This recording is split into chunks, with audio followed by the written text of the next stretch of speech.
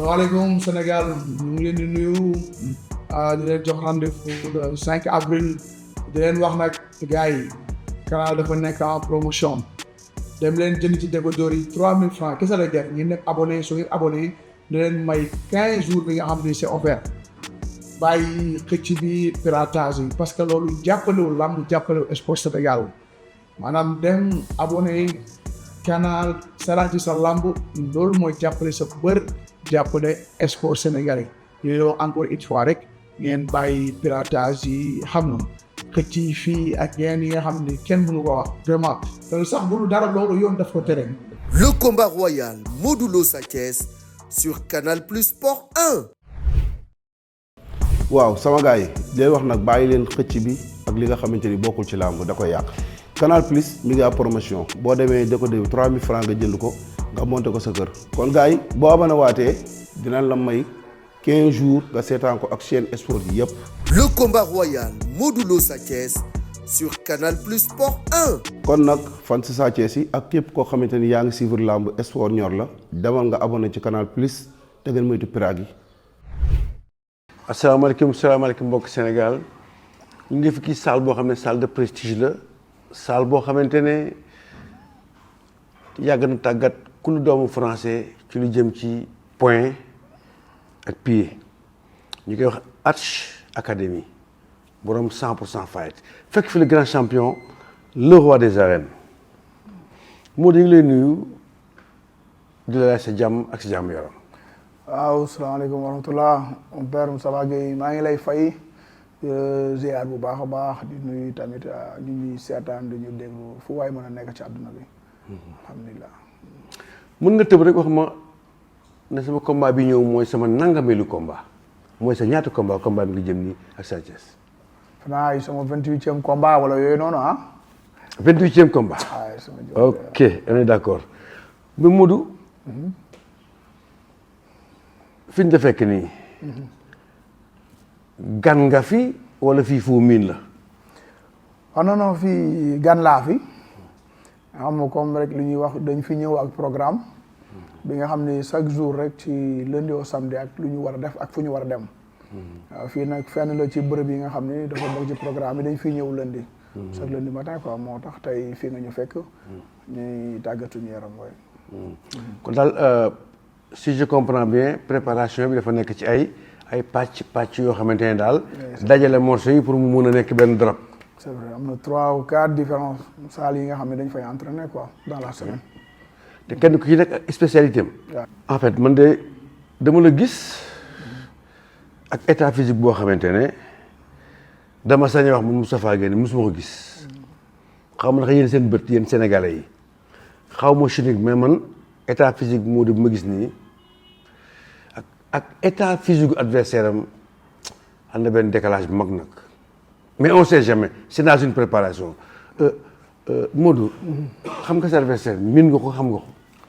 oui xam naa ko parce que xam nga yàgg na bëre ma seeraan ko ñoo bokk géewu làmb ji xam naa ko baax a baax. ban bëre lay bëri boo xamante ne war na la jaaxal peut-être ci bëreem yëpp. wax dëgg yàlla. gëm naa ne amul bëre bu mu war a jaaxal kaa nag li mooy wax chaque fois rek tey jeune la bu def ay preuve am xam nga ba yegg si fu mu war a yegg si loolu moom moo tax tey ñu jël ko bëre ak moom xam nga mais wax dëgg yàlla man awuma lu may xalaat wala di ko jaaxle ci moom vraiment waaw mais damay jël ci sama wax jël ci waxu mbedd mi jël ci waxu mbër mi mbedd meeg mbër mi dañ ne fépp fu la Sa Thiès jàpp rek mooy lamb gi tes na dañ ne moo la guy moo la filawoo. mais xam nga lu may wax rek làmb moom bi début à la fin wax la coow la.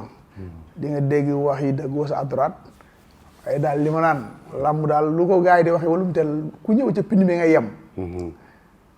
le 5 soreetul incha allah te yàlla nañu yàlla may tal ak fekkee ba le 5. est-ce que di nga nangu yow. Sa Thiès jiital càmmoñ nga jiital càmmoñ ku nekk ruuf sa ñaar loxo ba mu fees dellu ku nekk téye. wax dëgg yàlla amul lu may sóor ci làmb yi. su may ñëw ci làmb ji di bañ jàppante wala ñoom seet day fekk man parewu ma amul lu ma ci sóor bu taxawee ñu xeex arrangé na ma bu ñu róofu bëri arrangé na ma amul lu may sóor ci moom. mais moo dañoo gis sa combat yu bari nangoo ko jàpp sa ngemb de toute façon yow gëj dañoo jàpp sa ngemb ci làmb. waaw est-ce que mbër ñëw na chercher xam nga tamit du ñëw maye ñëw rek joxe atu yooyu noonu tu as compris. yow est-ce que ba ngay bëri di nga bàyyi mbër rek ñëw jàppale non. affaire yi nit balaa mu laa yegg fenn fii dina liggéey ba xoox. ba bu fa yeggee sax li mu bëgg du ko am. ba tey maa ngi ci mbedd mi. mbedd mi yëpp dañ ne. Modou combat bi lenn rek la ci yaakaar. xeex ak jéem a dóor waa ji mu daanu.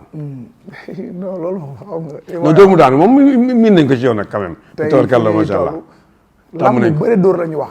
dóor mu daan mën na ci am yéen ba jëkkaw dóor yi suuf mboot. yéen mën na am yow mun ngeen Sa Thiès. ah non borom Sa Thiès mën naa am. Sa Thiès mën nga ko yéenu.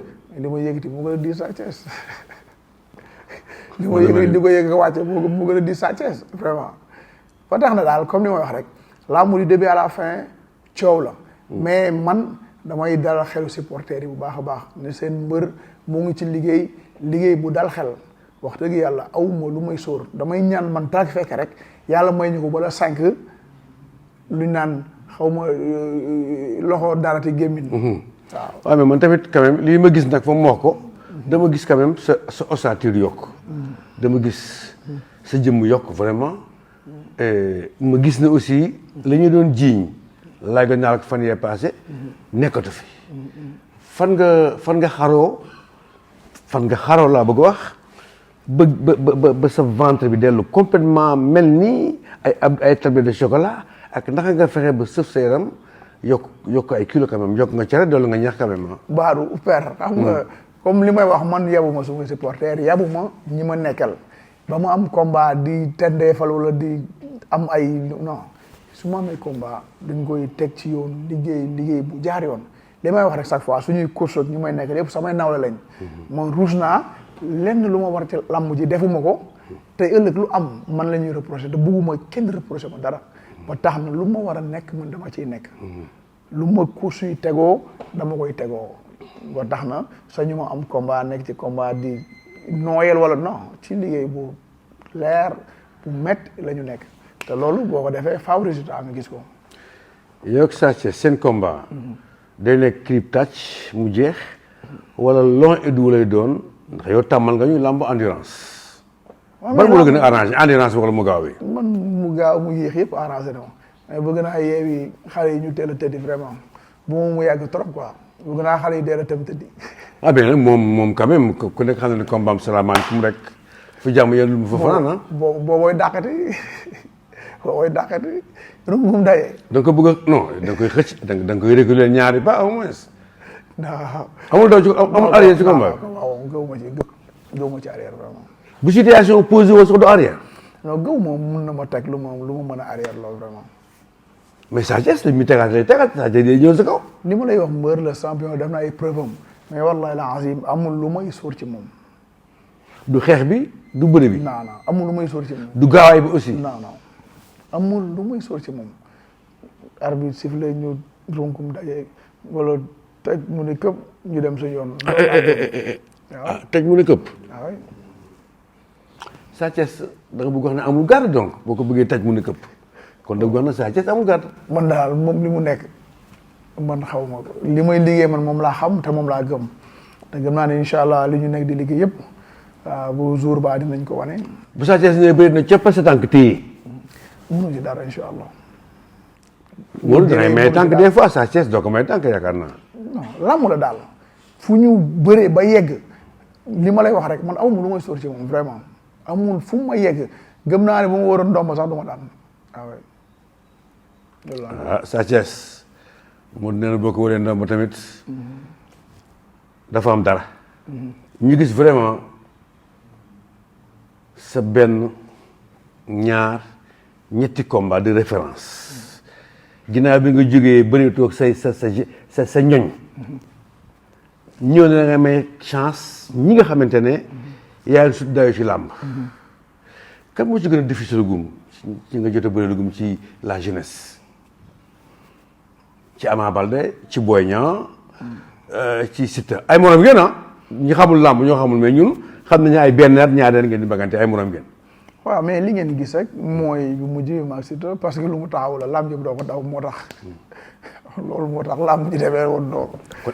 mais bu taxawoon loolu problème na ci yow kon mbër booy bëreel te nangul bëree. waaw mais dama lay wax nag day am problème ci yow. loolu mbër waru ko def ku lekk avance. léegi xaalisu jàmbur.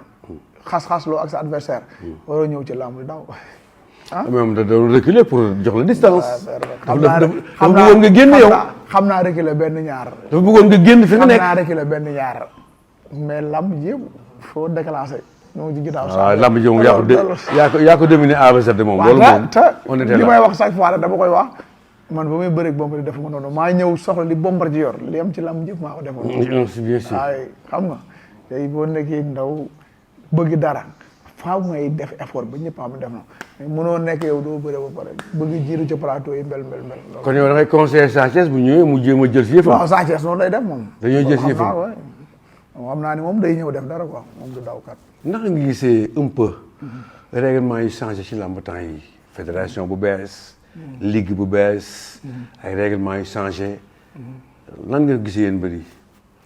waaw li may wax chaque fois rek te man dama koy déplorer chaque fois tey bu ñuy wax lambu mbër dafa nekk ci biir mën nañ ne sax mbër moo tax ñuy wax. promoteur ñëw ménagère yooyu yëpp maanaam ñu ko ŋànk ñëpp ci lañ bokk. man dama gëm chaque fois concertation. waruñu rek tëju. jël ay décision ne lii la ñu jël non lépp dañu war a concerté wu di ci waxtaan. xam bien sûr te règlement yi ngi gis lépp mbër mi moo ciy dee lu ci bari liy métti yëpp ci mbër mi lay dellu. boo defee li ñu dagg la boo defee li ñu dagg la. xam nga vraiment bu fédération ñëwee dañuy xalaat affaire yi gën a yokk amélioration ci côté bépp. mais nag pas rek chaque fois.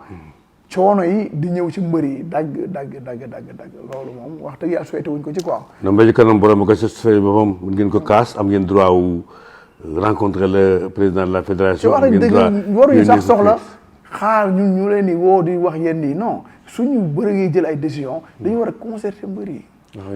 xam nga ñëw l'essentiel ñu toog waxtaan ci lii ak lii. mais am na li nga xam ne tamit moom day ëpp quoi te li may wax chaque fois rek mbër mi moo ciy dee quoi. tuus mi bàkk mi folklore bi manqué wu leen temps yi ngeen daan def ci làmb spectacle beeg show bi. waaw parce que temps bi xam nga bareetul boo ñëwee ci làmb yaa ngi parax xam nga. da ngay précipiter tuus beeg yëpp pour gaaw bëre parce que temps bi xam nga. daanaka ñëw làmb biir làmb ji am ci 5 heures de temps 6 heures de temps léegi daanaka benn 3 heures de temps xam nga ci la war a bëri war a tuus. war a bëri war a def yooyu noonu. gaa li may wax loolu ñàkkul arrangé mbër parce que mbër moom bu duggee ci làmb bëgg bëree dem yoonam lay gis mais amateur tamit dafa ma koy dundal am na ñi nga xam ne dañuy ñëw ci làmb ci pas pour bëri de ñuy tuus xam nga ñii lagg yeeg ñoom seen am na ñoo xam ne loo mooy indi loolu dafa bokk ci làmb au pas xam nga ñu yenn décision yi ñëw ba génne cafka làmb am loo xam ne mooy cafka làmb kenn waru ko ci génne mais cafka làmb bokk na sax ci Modou jóge dugg ci làmb ji jubal ci digg géew bi suul say suul def say débat yëpp joxoñ fa nga jëm toog yi. léegi amatul nañ ko léegi. oui ah boobu de kon yëgu ma ko Cheikh laa ko yee. ah amatul léegi de. waaw dañ tere boobu. comme ñëw jóge gii ñëw ci biir géew bi. non booy dugg see si cumukaay nga jubal Modou yi combat yi nga bëree tamit combat yi nga jubale su ko sumu yaa nga jubalee tamit. kon boobu raw non boobu fekk moo fi man yi mooy mujjee ñëw yëpp damay ñëw ci géew gi kon règlement boobu dafa ci diggante bi la ñëw yëgu ma ko de. ba yow ci diggante yi boobu amu fi voilà surtout laa mujjee bëreel boobu ba moom jugee dem naa ci biir géew gi. ok ah oui. bi nga dugg ci làmb ji directement. ci biir géew bi nga jubal. su ko mbag Siteu. waaye kon mooy ci diggante bi quoi la kii. non kon affaire yi boobu temps ñëwagul woon xanaa. li may wax xam nga tey bu ñuy wax làmb maanaam kii bi maanaam cafka làmb. bu bëri bi rek mais culture bi ci la bokk. très bien surtout. te loolu lépp culture la ci biir làmb xam nga.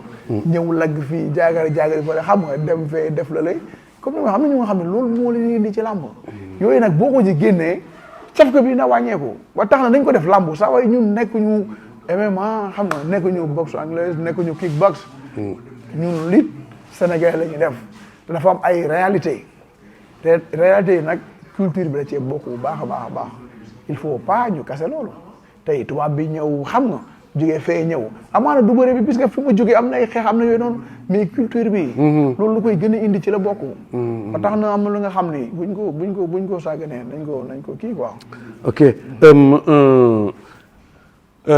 nga nekk sa jeexitalu presque préparation lan nga war a compléter nii pour war a dem bëre ji diggante fii ñu nekk bisu tey bii ak jour du combat bi nekk weer bu manqué waaw mais comme li may wax rek ñun moom am na fu ñuy toll dañuy nekk sikkim gestu moo ñu yóbbaale programme la ñu am quoi tey course yi tey lii la suba lee la gannaaw suba lee la mais xam nga comme li nga wax bientôt ñu dem luy ëpp ci lu ñu def mooy cardio contact waaw daanaka dernière phase la quoi lu amul woon ba léegi nii gëwum nga amati ko instant yi maintien rek ngay def li nga yor nga maintenir ko quoi vraiment. kon contact yaa ngi ko fas yéene def kon boo demee Sénégal donc. non ñoo ngi doon def fii. fi ngeen fi contact. yeah. fii ñu ngi fi contact ak temps bi ak numéro yëpp. non temps bi du chaque jour lay naqari te pourtant seddaay bi tamit ñun ñoo ngi koy miin am na fu ñuy contacté ci suuf ak yooyu yëpp. fi ko fi contactal déjà. ah non ñoo fekk yaa ngi fekk Fra yaa ngi fekk Petit Lo am nañ tamit ay yeneen partenaires yu jógee Belgique yi nga xam ne xam moom ñoom ñoo ngi fii quoi. mais Sénégal yëpp nag dañuy ne ñëw bi nga ñëw fii. suuf fi dara du ñëw boxe da nga daas say loxo pour duma Sa Thiès. ci da nga yor benn boxeur bu qualifié ci loolu. wala man xaw ma sax ku si ko si boxe fii ci France. waaye kii moo doon entraîné fii boxe moom may entraîné. ci France gii. waaye famille Sissoko ak kii tamit nu mu tuddee. Sissoko benn woy l'ami de Papa Sow la woy. waaye xam nga yuy ñëw fii yëpp moo ñu entraîné même day ñëw Sénégal moom tamit des fois. di liggéey yéen woy gis naa ko. Souleymane di frère am xam nga dañu jàppale tamit moom ci préparation yi fii bu baax a baax a baax. chaque bu ñu ñëwee xam nga lépp lu mu ci mën na koy def dañ koy nuyu de passage quoi. Souleymane Sissoko ak famille yëpp Alpha ñoom Ablaye ñoom ñëpp ak suñu maman Asi quoi.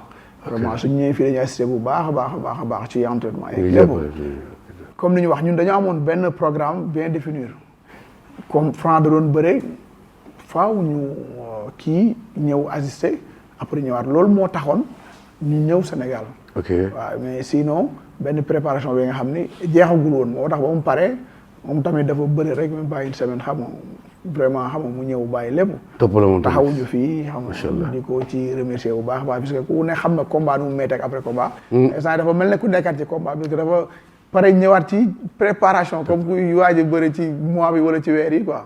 exactement di ko ñaar moom it incha allah ndam bi mu jógee jikko bu baax a baax. amiin yaa combat yi ci kanam yëpp yàlla def ci ay ndam incha allah. yëpp yàlla bu mu dégg mu ñëw ci làmb mburu parcelle ci am combat ci amoon combat ba pare yëpp ñu ngi leen di ñaanal vraiment. am na solo ak sa doom ji aussi Petit Lo. waaye moom mu ngi bëre tamit moom la. mu ngi topp tànk yi ah. waaw waaw mu ngi dégg ndigal waaw mu ngi ci yi ko wax mu ngi koy def. yaakaar bu baax moom incha allah la 11 yàlla may ko ndam. yàlla ko yàlla mottali moom suñu doom la. comme fu ñu jaar ak baayam. en fait champion. après étape Sa Thiès kan la sa kanam. ah non mais loolu dañuy bàyyi après le 5 ñu waxtaanee ko incha allah instant yi le 5 moo ne suñu kanam moom la ñu dëgmal daal li ma wax rek dynamique bu ma nekkoon ci laa nekk. toujours mooy bëgguma mayuma revanche jëluma revanche. mayoo revanche jëloo revanche. ay combat jànq doon nga bëgg di bëre. est-ce que ñi nga jot a daan ci diggante bi nii. mun ngeen mayal sax non ñoo tam mayoo leen. wallaahu aalam waaye daal sama bëgg-bëgg laay wax amoon nit moom li ngay bëgg ak sometimes sax lu yàlla dogal mën naa mais sama bëgg-bëgg laa wax quoi man. ok waaye bëgg naa lu may bëreel daal ku may bëreel rek nekk ku mu musul bëreel sama bëgg-bëgg. da nga toll daal ci jamonoy Tabaski Màkka ren di jéggi. yaa ko wax. ah déet en tout cas loolu la mënut a. yaa ko wax kon. te boo nekkee ko laal doo ko laalati. mais kon nag da ngay gis ne kon ci kanam. am na xale sama bëgg-bëgg laa wax. mais ci kanam am na yeneen xale yu gën a jeune nag. ñooñu sax loolu la pour ñooñu d'accord ne ñooñu sax ñooñu. ay boy lañ ci yow mais ñi ngay bëreel nii duñ ay boy. waaye samay morom lañ gaa. non ñii seen morom lañ gaa. mais après maa leen jiitu ci làmb benn at ñaari at. ay yooyu lay doon rek yooyu ñun fekk nañ ko mais dañuy gis ne après obstacle Sa Thiès dañuy gis ne am na enjeu ci kanam Ada Fass ak ki nga xamante ne mooy Eumeu Sène Ada Fass bu amee chance tey jii fekk yow tamit nga këlamtikoo ki ngay këlamtikoo. booy nañu liggéey rek maanaam ku ci gën a jekk taxawaay daal incha allah. yaa aussi Boy Diop. ma ne nañu liggéey rek. ñoom dafa am lu aussi Liss Ndiago. am lu ne seen kanam. xale yi am nañu ay. te du lu yomb mais nañu góorgóorlu rek ñoom nañu góorgóorlu rek. waaye.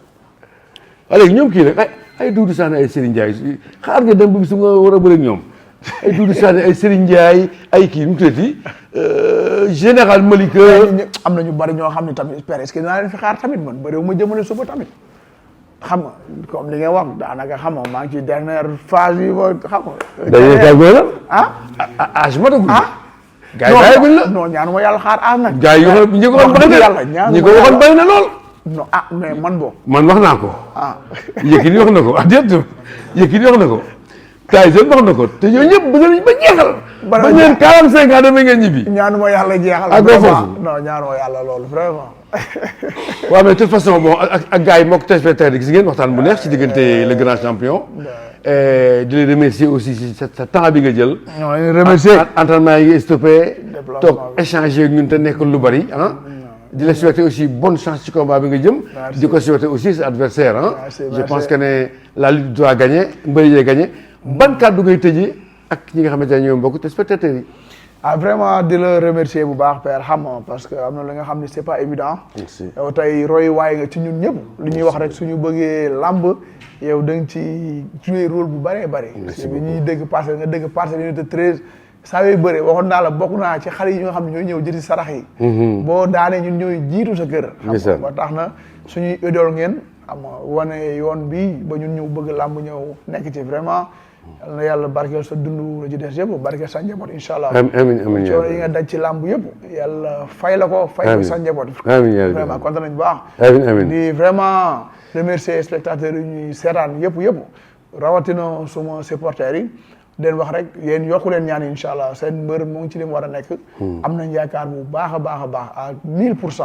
incha allah ñaan leen le 5 ñu dem jëli ko comme dab yóbbu ko Parcelles incha allah.